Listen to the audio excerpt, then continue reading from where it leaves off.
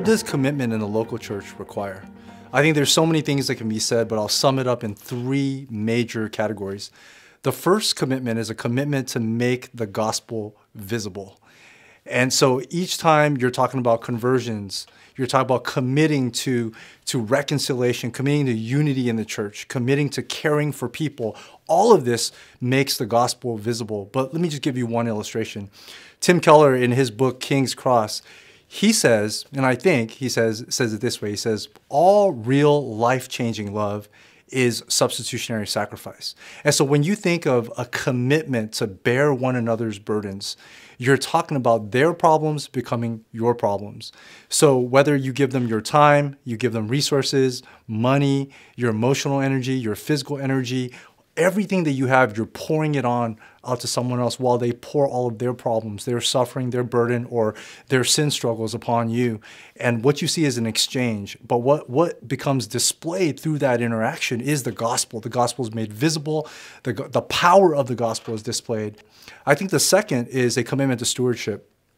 God has given every single genuine believer the power of the Holy Spirit and spiritual gifts. On top of spiritual gifts, you have God-given skills and you have life experiences and resources. And when you put that all together, some people say time, talents, and treasure.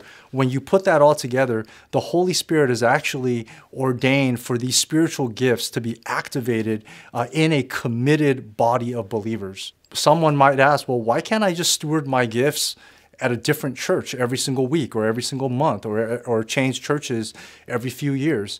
And I think the idea is, it comes from 1 Corinthians 12, that how the Holy Spirit has gifted you, it is to be a member of the body. It's the illustration of the human body.